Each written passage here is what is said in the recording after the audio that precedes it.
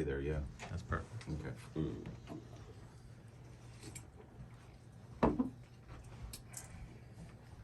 Certificate of appreciation? What is that from? The sheriffs? Yeah, yeah. Yeah, we actually interview all three sheriffs every week from Pasco, Hernando, and Citrus counties. And they stop in once in a while too and all, so. Nice. Yeah, it's really cool. I still gotta learn about the differences between sheriff and trooper and police. Still don't know? Really? Where are you from? I know the troopers are normally on the highway, Yeah. but that's all Yes. I really know. State troopers can go cross county lines. Mm-hmm. They They have are- jurisdiction, yeah, no Yes. jurisdiction, yeah. Correct, they're throughout the state. They don't cross state lines. So federal agents can cross state lines. The sheriff is an elected position. Okay, the deputies are hired. A deputy is a normal police officer? Yes. Or is that just? I don't think there's any difference between a deputy and police. Well, they have county jurisdiction, whereas if you have a police department within a city, The like city. Brooksville used to have, then, yeah. Okay, I Usually, got it. Yeah. I see what you mean. So you've got state, county, and city. City Yeah. police. Yeah, yeah. Yeah, we used to have Brooksville City Good Police. that you brought up that. All right. All right, here we go. See, every day you learn something is so beautiful. I mean, Amen. yes, today I'm made. I love it. I love learning. All right, Yes. let's see. Here we go. Triple check it's recording. I don't remember. Oh, okay, good. Maybe. Anytime. Yes. Is it? All right, Yeah. very good. Okay, gotta be going Yeah, good. watch yourselves, guys. All right. Gotta censor things. Yeah, right. Don't Hey, you every laugh about my Saturday hair at loss, 8:30 all right? a.m. Join us for the Healing It's a Docs sensitive Half topic. Hour. Yeah.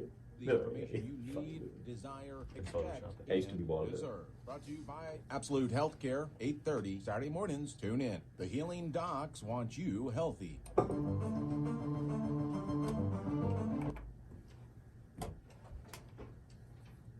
There it is right there, all wrapped up in a nutshell for you. The Healing Docs want you healthy, and that's why they're here every single week to bring you the information you need about your health and wellness. That's why they're here, and that's why you're here as well. Thanks for joining us once again. A new spot on the Saturday morning, 8:30 a.m. from Absolute Healthcare. It is the Healthy Docs show, brought to you every week now at this time, every Saturday, 8:30 a.m. And we've got the doctors in the studio from Absolute Healthcare talking about the information, once again, you desire and deserve from Absolute Healthcare. The Healing Docs are Dr. Malhotra, otherwise known as Dr. G, and of course Dr. Gupta, once again bringing us the information that you deserve right here, only on this station and only at this time, and only from Absolute Healthcare. Their phone number, by the way, 3 locations to serve you. You can contact them, make that next appointment at one number. It's 352-251-0000. That's 352-251-0000. Go online, check it out at absolutehealthcare.org, their website. Make your appointment now and get healthy today. We're going to talk about hair loss, so I'm going to turn it over to the doctors as we welcome them into the studios. Good morning, docs. Morning, John. Morning. Thank you. Yes. So we've talked about a lot of issues that you deal with on a regular basis, of course. Your clientele seems to be 50 plus, right? That seems to be Yes. the majority of, Yep. of your patients. And so hair loss is a big issue, especially later in life, as we all start to thin out and lose our hair. So who wants to start off first? How common is it and who gets affected? You know, interestingly, the younger ones get bothered by it way more. Yeah.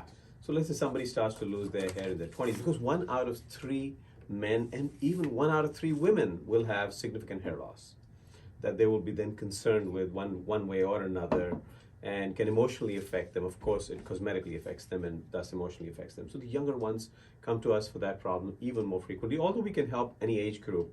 And the seniors, of course, they are our regular patients, and we help them out in case they are concerned with this, and they suddenly want a new girlfriend or whatever. So we're right there for them Yes. with the hair loss and other things that they might need. But 1 out of 3 people is going to be affected. Oh, wow. So men, though, more than women? Equally. Oh, really? Equally Okay. so. Of course, you know, the androgenic or the male pattern hair loss is what we all know with the W formed in the front of the hair of the head. In the female pattern, it's a little different. It's almost like a Christmas tree pattern, where the base is you start to lose hair at the frontal hairline starts to get thin and starts to move backwards, and they have hair loss on the sides of their hair as well. And on top of the hair, the tip, and that's where they will notice, hey, my hair is thinning out up top. So we have to look at females a little differently when we examine them compared to males to see what type of hair loss patterns going on. Very interesting. Now, I've known people throughout the years, it doesn't really it's not an age-related issue. I mean, it can affect younger people. Even a guy in high school, I remember, was going bald. Yes. You know, genetically, some people are more predisposed to it. If your parents had hair loss, you are more likely than the rest of the population to get it. And there are some people who have total hair loss, everything gone. And some people have these patchy patterns. Some people have, you know, side patterns. Some people just have the top pattern. And each one has a little different significance and treatment. Then, of course, you got the comb over as well. Yeah. As known well by most men. Besides hair loss, though, what other symptoms? Myself included. Exactly. We're sitting here as living proof, right? What other symptoms do you look for? And I didn't realize this was such a problem. 1 in 3 Americans are dealing with hair loss, and the Healthy Docs want to get your hair back for you. So, what other symptoms do you look for, Doc, when someone brings up the case of hair loss, or do you look for that automatically? I don't know.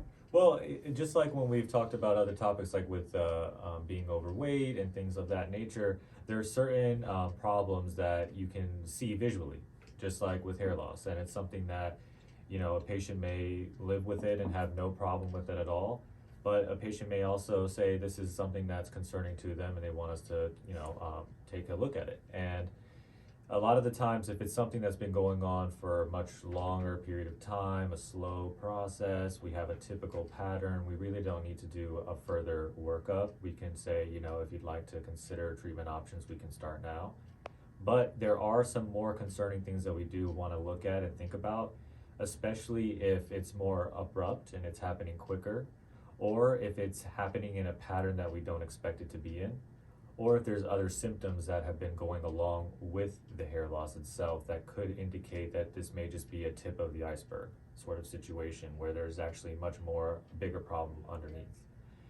And there's also other things that are a little bit more rare. There's something called trichotillomania, Yes. which is more of a mental disease that people pull their hair out. There's also certain fungi, and there's also more of an autoimmune type of thing that you've probably heard of if you have a disease such as that or know somebody with it, like lupus or other types of what we call alopecia, which is basically the word alopecia is a hair loss, but the word that goes after it is describing what it is.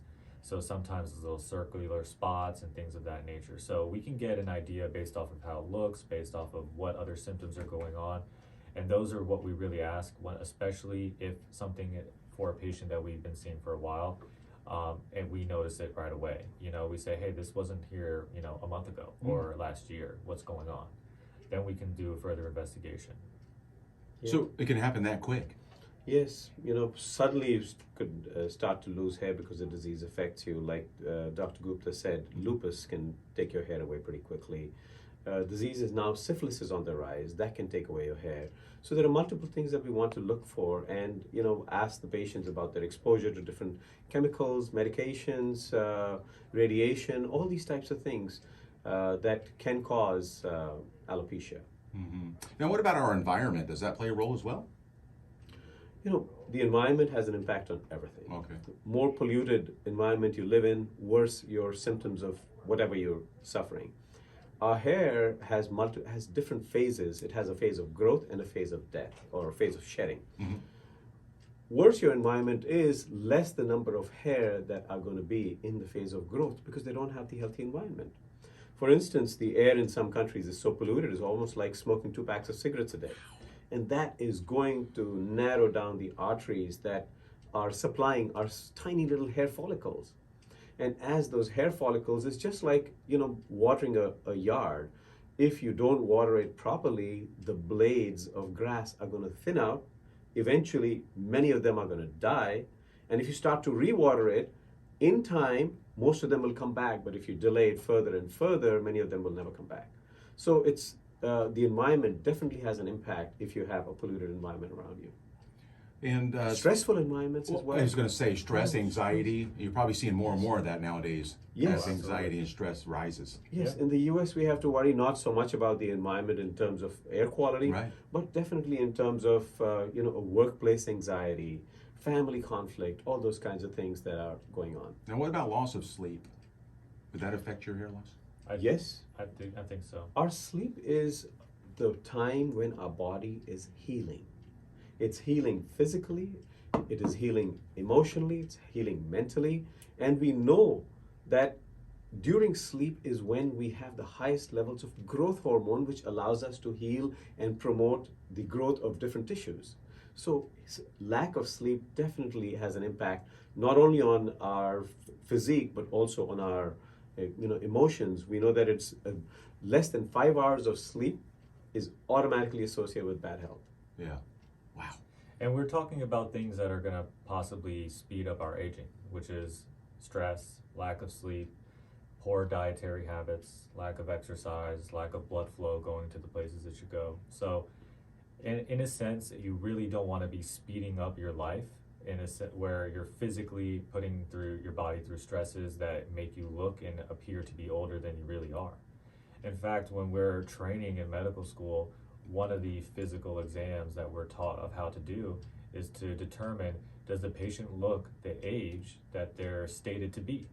And this is important because that could be a sign that yes, they're going through many stresses that are probably, much more than just the diagnoses that we can come up with, and we need to examine a person's holistic lifestyle where we talk about all of the different things that Dr. Malhotra brings up multiple times every time we come to the show. The spiritual, the financial, the emotional, the physical, all these things come together and contribute to your well-being. So in general, our life is sacred and we should treat our bodies as we treat the other things in our life we care about.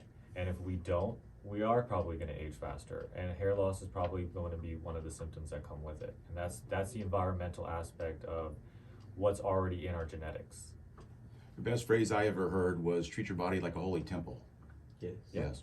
So speaking of the body, as far as I'm concerned and what I understand, now I'm not a doctor, you are, but it is interesting the fact that you brought up that a way a person looks, you're trained to see that, whereas we're not, we don't think about that. But our skin is the largest living organism on our body, or in our body, is that correct? Part of our body? It is. Yeah. Okay, so besides the losing hair and things that you're looking for, do you need a biopsy of the skin, or is there lab testing to help discover this or feel it out? Yes, more for the situations where the story or the symptoms of the patient is not going in line with what we would expect due to the normal genetics or aging of a person. If it starts going down the road of abnormal or atypical, what we would say, that's when we start going down more of these rabbit holes of doing biopsies, attempting steroids, getting a dermatologist opinion, etc. That's when we really go down the investigation route. But if it's more of a typical pattern, it's a younger, healthier person, they're doing great, they're exercising, they're eating well, there's really no symptoms going on, it's just some male pattern hair loss. That's more of the situation where we don't need to do an investigation in terms of finding out why they have it, and we can start focusing on treatments. Just a good history, I think, is the key to diagnosis of 90% of disorders. True.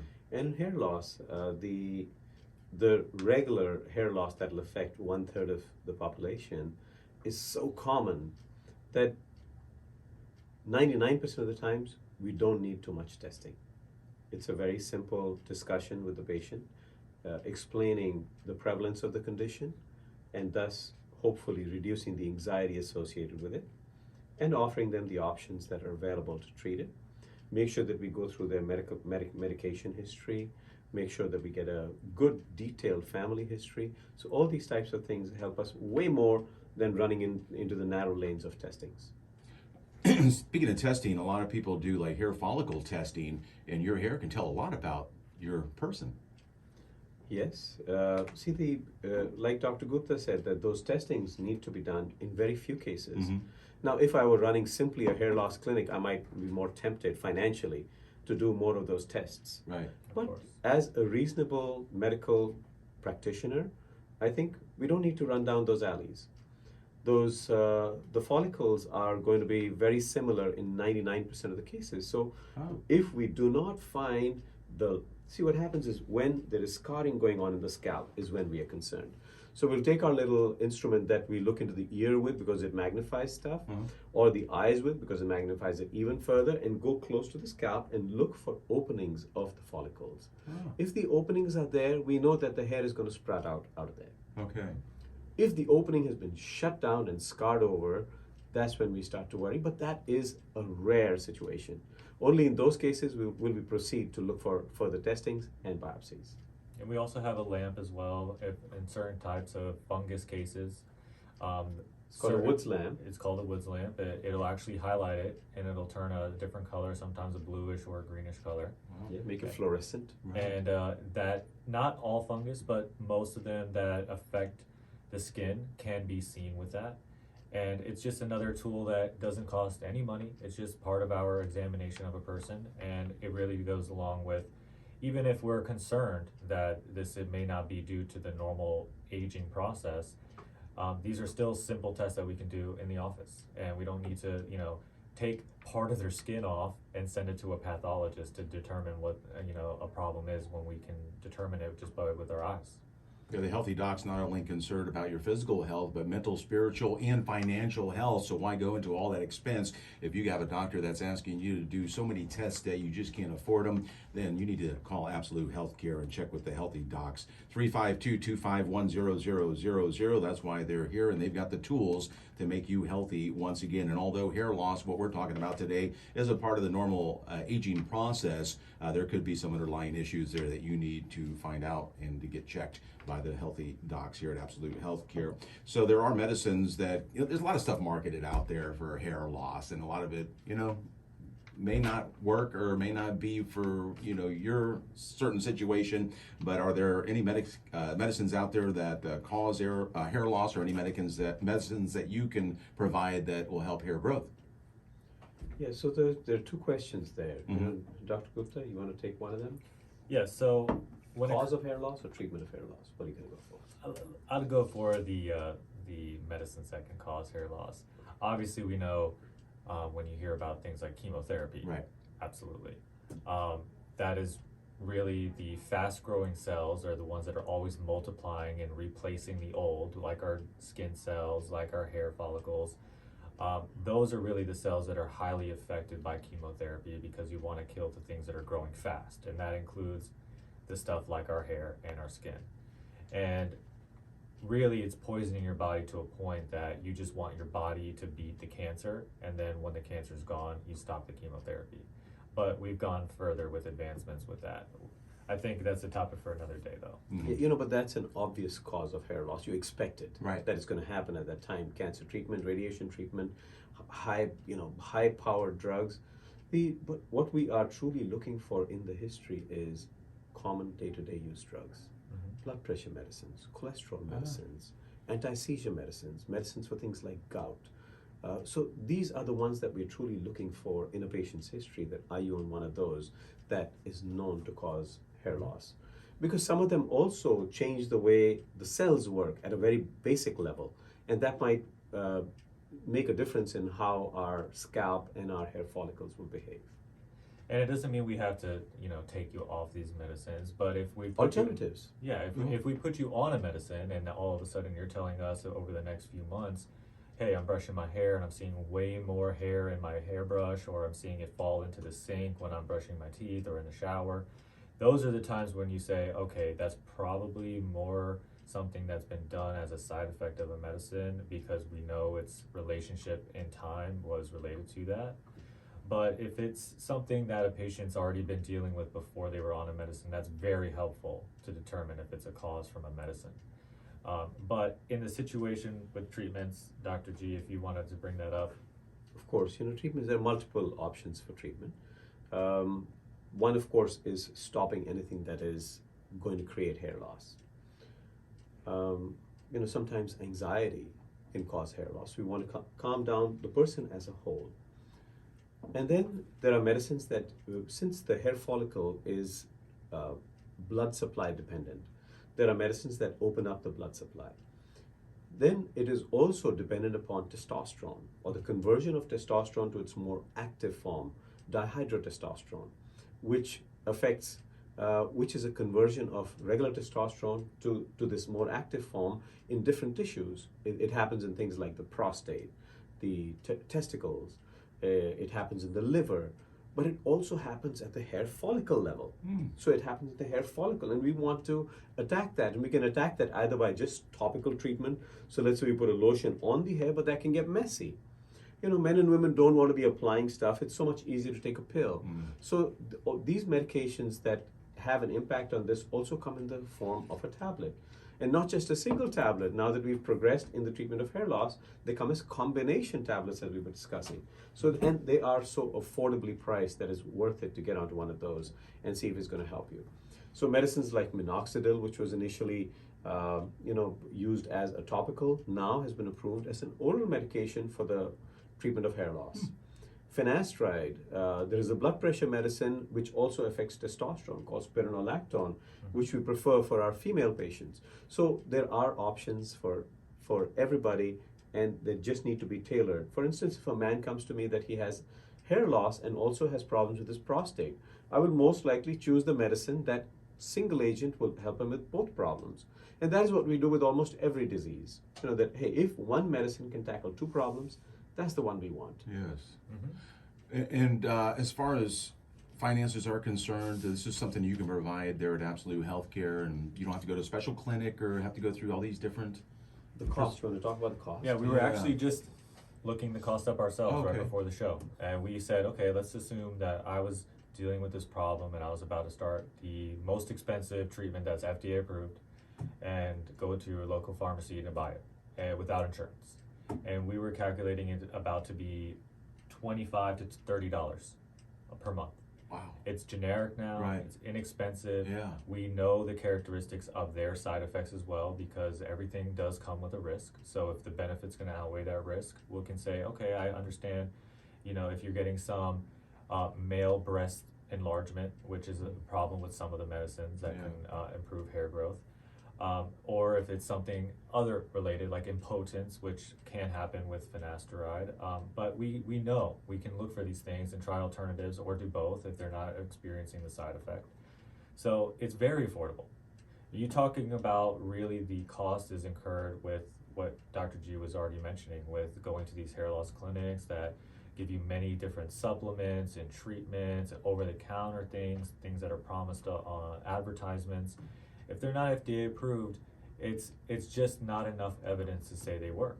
It's just not enough. Right. Or they might sell you their own brand and say, buy this one.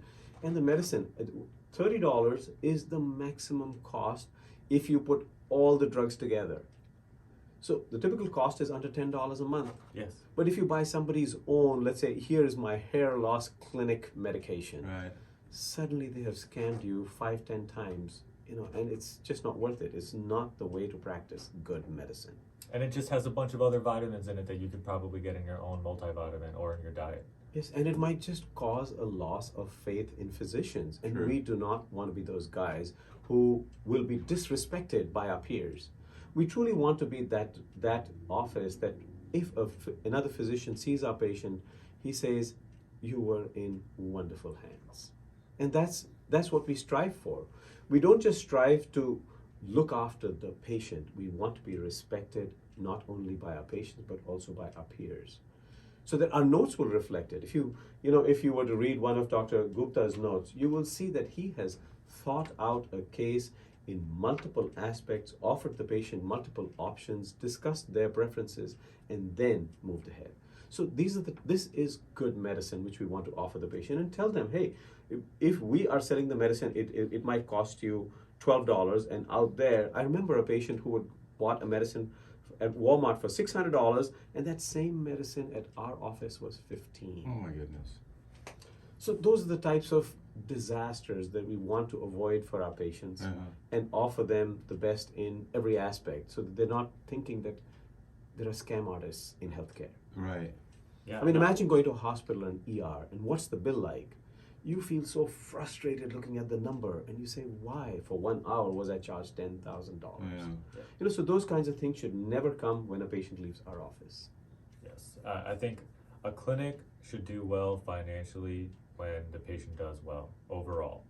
So not selling false hopes, expecting patients, managing a patient's expectations, letting them know that this is what we have to offer, Cost effectively. and being cost effective. And if we can offer somebody where they're purchasing it from us, and because we have a little tiny pharmacy in our building as well, that have the most common general use medications available, so for the patients that have the inability to get to a pharmacy because they have problems with transportation or with money, we're not profiting off of it. We're profiting off of them being healthy. So that's really the distinction when you're selling a service versus when you're selling an ideal that we want for a person to be in. So that's really the difference between a clinic that's solely there to treat hair loss versus a clinic like ours where we're there to treat a person That's and important. heal a person. Yeah. Yes, because you know, we are going to become their family doctors, not just for themselves, but for their entire family. And that comes when you can build that level of confidence in the patient that, man, whatever I need, I'm going to go here. Yeah. So before seeking advice anywhere else or before you get that second opinion, whatever you got to do, take that first step and contact Absolute Healthcare because these healthy docs are here for you. Dr. G, of course, Dr. Malhotra and Dr. Gupta with Absolute Healthcare. 3 locations, by the way, to serve you so you can tell your family wherever they live to call Absolute Healthcare. There's one on Mariner Boulevard, Spring Hill, one on Ridge Road, Port Richey, and one on Bush Boulevard in Tampa. So we got about, 3 or 4 minutes left, gentlemen, if you want to wrap it up with whatever else you want to give us today before we leave, other than hair loss, or we're along the same lines. Maybe we forgot something. Couple things. One thing I would say is if you're starting to notice hair loss, it's better to act faster than waiting for it to progress further.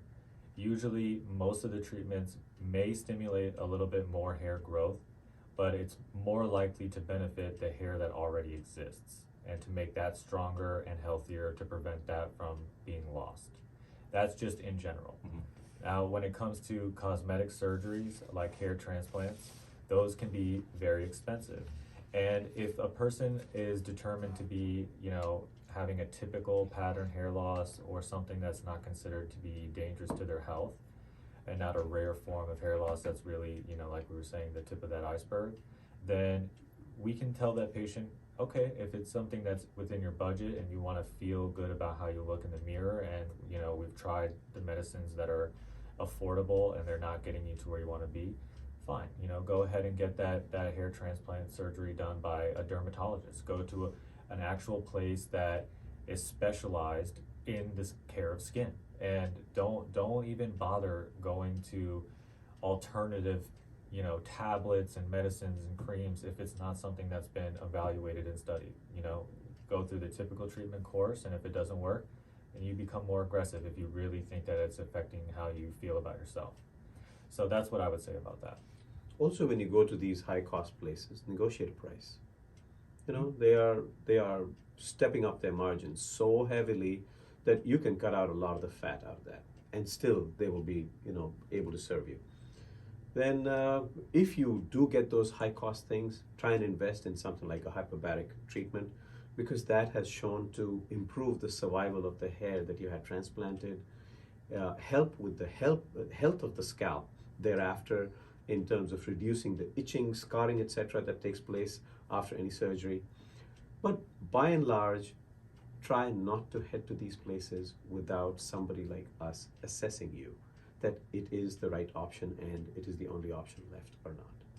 Because, like Dr. Gupta said, come before the lawn and the blades of grass or blades of hair are all dead. Right.